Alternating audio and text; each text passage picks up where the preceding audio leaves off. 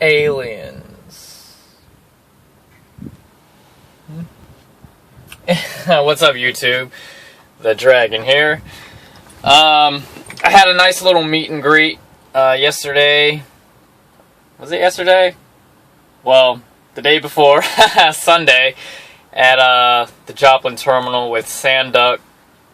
And we had a nice little discussion, you know, anything from XPO to what he can expect to people that, you know, conversation that kind of lean towards people that think outside of the box a little bit. So it's always nice to just sit down and talk with people. You never know who's going to be into what or who is like-minded.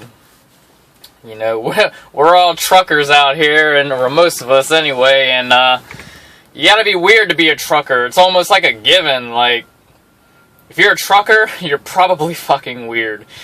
And, you know, anyway, it's just nice talking about that.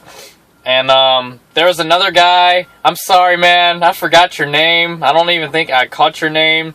And you said your username, and I can't remember it. But you was wearing a red hat. I think you was wearing a red shirt. You pulled up in a Volvo beside my truck.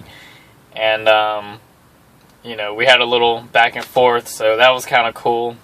I'm glad you decided to choose XPO based off of my videos and what I've been saying. That makes me feel good, that my videos aren't going to waste, and it's, you know, they're helping people either decide to go with XPO or, like, my Figure It Out videos, helping people with their day-to-day activities.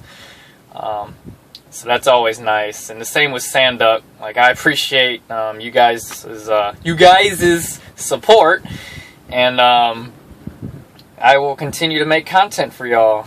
And Sanduck, it was nice chatting with you, and I appreciate the dinner. I didn't say thank you enough in person, but I really thank you. You didn't have to do that, but I will return the favor one day if we meet again.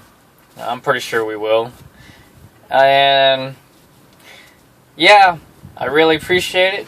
I'm glad I could answer your questions. As always, you know, feel free to shoot me any questions. I can make I'm thinking about making a frequently asked questions video because I keep getting asked a lot of the same things, and I need to figure out a way to automate that.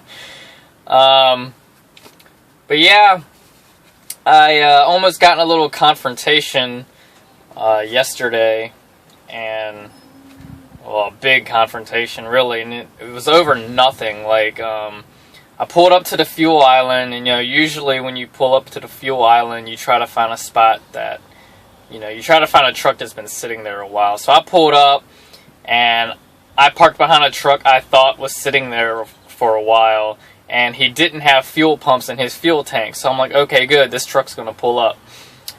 Well, long story short, 15 minutes later, you know, trucks have already started pulling up, getting out the way and all that, and I'm still sitting here.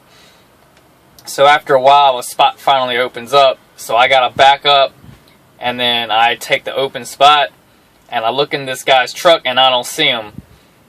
So I mess with my Qualcomm, blah, blah, blah, you know, put my status on fuel. And I look over, and I see the dude, like, coming out of his sleeper or something. And as I get out of my truck, I just kind of look over into his. I'm like, you could have pulled up or something. And I said, you could have pulled up. So as I get my wallet out, I'm about to slide my card. I notice somebody walking up on me all quick. Like, they're walking up on me with a purpose. And this guy goes, you know, what'd you say? And I just looked at him. I said, you could have pulled up. I waited for 15 minutes. And he popped off about he was getting diesel and blah, blah, blah. And, you know, just straight up angry for no reason. And, super Attention, angry. A new important message has arrived. And so we have a little back and forth, you know. I'm like, well, look, man, you could have just pulled up. There's no fuel pumps in your tanks and blah, blah, blah. And this dude was just looking for a fight. So after a while, something clicked in my head that I needed to shut up and just back down. It wasn't worth it, because, I mean, it seriously wasn't over anything. And he was all up in my face, getting in my personal bubble, and I'm thinking in the back of my head, like, I'm either going to get smashed in the face, I'm going to get fucking shanked or stabbed, or I need to do some, like, ninja evasive maneuvers and, you know, haul ass somewhere, or, you know, all kinds of thoughts going through my head. My adrenaline started pumping. Like, I love adrenaline from rushes, but I don't like adrenaline from confrontation. And anyway, something told me to back down, and so I backed down, and I said, look, man, we're done. It's settled, we're done. And he called me a pussy, and proceeded to call me a fucking Jap. And I almost snapped and said something at that point, but I held my tongue and just had to, like, seal my lips, because he was looking for me to mouth something or for my mouth to move, because I know after he said that, if I was going to say, like, retaliate, he was going to come at me for real. And so I just zipped my lips and proceeded to focus on getting fuel, and he finally went back to his truck, and that was that. And that's the closest I've ever gotten in a fight since damn high school or middle school or something. And I try to avoid fights at all costs, and luckily I avoided that because I knew when to shut my mouth. Now, I could have been hot-headed and said something, and police would have been called, there would have been blood, either mine or his, and just no. So it's always best to avoid situations like that, and it was avoided. Fast forward to this morning. It's kind of funny because I fast forward to this morning. I make my delivery at the store I'm at, and this elderly gentleman walks up and starts chit-chatting with me, and you know, we have a nice little back and forth, and he hands me some material to read, and so I'm kind of reading through it, and it has a little section in there that said, you know, God doesn't like violence, and he's always evaluating people based on whether or not, you know, if they're violent or if they're good.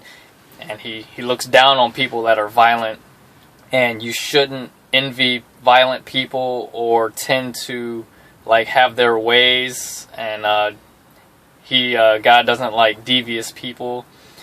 And I found that really funny and, you know, kind of, not funny, but interesting that the day before I had this confrontation and decided to back down and not fight. And then today, this elderly gentleman hands me this booklet that has this little, you know, passage in it.